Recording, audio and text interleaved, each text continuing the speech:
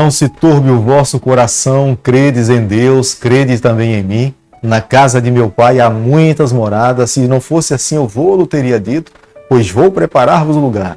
E quando eu for e vos preparar-vos lugar, voltarei e vos receberei para mim mesmo, para que onde eu estou estejais vós também. Muito bom dia! Essas são as palavras do nosso Deus para cada um de nós. Quando acordamos a cada dia, precisamos renovar o nosso coração nessa promessa de nos encontrarmos com o nosso Salvador e viver com Ele eternamente. Peço a Deus nessa manhã que aonde você estiver, nesse instante, a presença dEle, o Espírito do Senhor visite o seu lar, o seu coração e a sua vida seja completamente abençoada por Ele. Todos os dias nesse canal nós estudamos um capítulo da Palavra do Senhor. E nessa manhã eu convido você a ter nas mãos a Palavra de Deus no livro de Isaías, capítulo 16, o versículo 1 e o versículo 2. Enviarei cordeiros ao dominador da terra, desde Selá, pelo deserto, até o monte da filha de Sião. Como pássaro espantado lançado fora do ninho, assim são as filhas de Moabe, nos vales de Arnon, que dizem: por mais longe que alguém possa ter ido de Deus, nós jamais deveríamos nos esquecer. Esse ser humano é o alvo do amor de Deus. Porque o Deus que nós servimos é um Pai de amor. Ele não tem prazer na morte de nenhum dos seus filhos. O desejo de Deus, como qualquer pai saudável, é tentar resgatar um filho que está perdido para que mais uma vez ele possa estar dentro do seu lar, da sua casa. Não existe um lugar mais seguro aos olhos do Pai para os seus filhos do que dentro do seu lar. E é o desejo de Deus, é o alvo das ações de Deus para conosco. Ele pode até em alguns momentos disciplinar o seu filho, mas o objetivo da disciplina é redentiva, é salvar, nunca matar, nunca destruir, mas com o objetivo de levar o seu filho a viver uma vida obediente às suas orientações e aos seus ensinamentos. Moabe atacada pelos assírios, eles fugiriam para uma cidade chamada Selá, ao sul de Edom. Os moabitas fugitivos, eles enviariam para Jerusalém um tributo em forma de cordeiro, pedindo proteção e ajuda para a tribo de Judá. Jerusalém seria um lugar seguro por um tempo para os moabitas que estavam se refugiando dentro dessa cidade. Essas foram as orientações do profeta Isaías. Eles deveriam receber essas pessoas, eles deveriam cuidar delas. Aqui nós podemos observar a graça de Deus, o amor do Senhor. Embora fosse um povo inimigo do Senhor, estivesse lutando contra os propósitos de Deus, mesmo assim, Deus é amável, Ele é misericordioso, Ele é compassivo, Ele é perdoador. Os moabitas, depois de passarem por tamanha humilhação, por tanto sofrimento, foram destruídos pelos assírios, e por diversas vezes terem atacado o povo do Senhor, eles agora foram chamados a se humilhar diante de Jerusalém e de Judá. Reconheceram a supremacia do povo de Deus, reconheceram que aqueles que têm a bênção de Deus, eles conseguem alcançar maiores vitórias na vida. Infeliz é aquele que vive nessa terra e que não tem a bênção do Senhor. Nesse momento, os moabitas conseguiram olhar para trás e reconhecer que é válido viver de acordo com a vontade do Senhor e a bênção do Senhor. Jerusalém era a principal fortaleza quando os moabitas foram atacados pelos assírios e pelos filisteus. Somente Jerusalém poderia acolher aqueles refugiados. Eles não tinham para onde fugir. Se tentasse se esconder nas cavernas, nas matas, seriam encontrados e seriam todos mortos e extintos. Mas Jerusalém abriu as suas portas para esses refugiados. Da mesma forma, nós encontramos em Cristo a nossa única saída. Somente o nosso Salvador pode nos livrar de todos os nossos problemas. Aqueles que tentam se refugiar longe do Senhor serão mortos, serão destruídos. Mas aqueles que buscam encontrar auxílio no Rei Emanuel encontrarão salvação, encontrarão perdão e encontrarão saída para as suas dificuldades. Isaías capítulo 16, o versículo 6, a Bíblia diz o seguinte: temos ouvido da soberba de Moabe, soberbo em extremo da sua arrogância, do seu orgulho e do seu furor e da sua jactância é vã.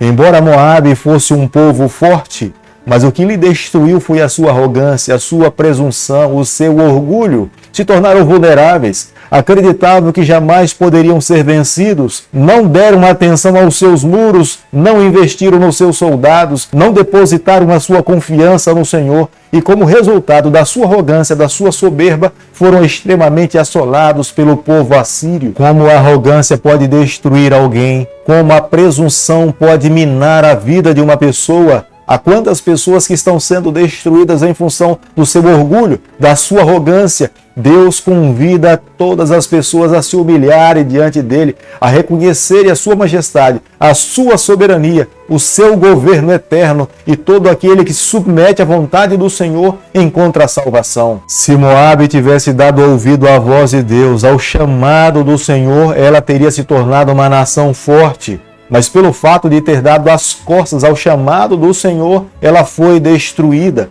Há quantas pessoas que vivem nesse mundo e poderão ser destruídas por não reconhecerem a voz de Deus, por não se humilharem à vontade do Senhor.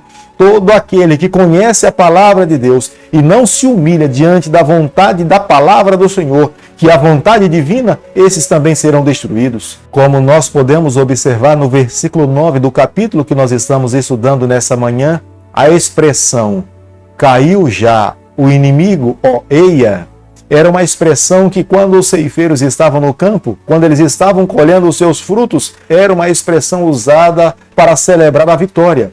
Mas nesse momento que a nação de Moabe estava sofrendo, quando eles ouvissem essa expressão, era uma demonstração da invasão dos inimigos e a derrota da cidade de Moabe. A época da colheita era um momento de celebração, um momento de alegria, mas quando os invasores viessem, seria um momento de tristeza, de lamúria, de fuga e de sofrimento. Quando um agricultor passava a pisar nas suas uvas, era um momento de celebrar. Mas quando agora, eles sendo atacados pelos inimigos, pisassem as uvas, era um momento em que eles estavam fugindo, não havia liberdade para comer, mas era momento para tentar salvar as suas próprias vidas. Pelo fato dos moabitas terem dado as costas para o Senhor e terem adotado a outros deuses, deuses falsos, esses deuses que eles adotaram nesse momento nada poderiam fazer por eles. Eles gritariam, eles clamariam, correriam, pediriam socorro, mas o seu Deus não poderia ouvir.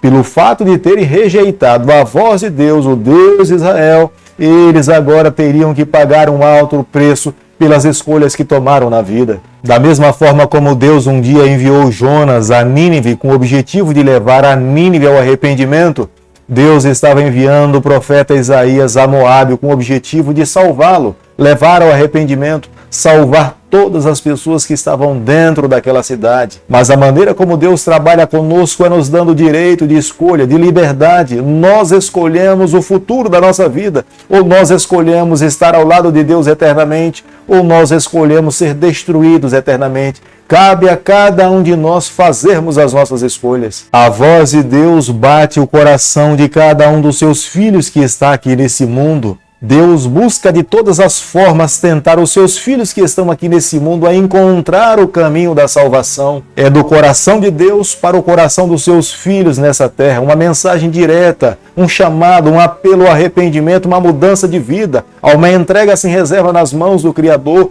Aqueles que ouvem esse convite, essa mensagem, o nome dessas pessoas são escritos no livro da vida, e quando Cristo voltar aqui a essa terra, essas pessoas terão a alegria de estar ao lado do seu Deus, viver com Ele eternamente. Certamente Deus não fará nada nessa terra sem que primeiramente Ele dê a oportunidade de salvação, de arrependimento. Deus enviará muitos Isaías a essa terra. Deus enviará Elias, os seus profetas. O remanescente de Deus estará nesse mundo para testemunhar acerca das verdades. Mas aquele que crer no Senhor alcançará a salvação. Jamais se esqueça, nessa terra Deus tem um remanescente, Deus tem um povo especial que é fiel a Ele, que ama a sua palavra, que vive os seus ensinamentos. Esse povo é chamado a cada dia a cumprir os propósitos do Senhor, viver a verdade, mas ao mesmo tempo testemunhar às outras pessoas as verdades que são contidas na Bíblia.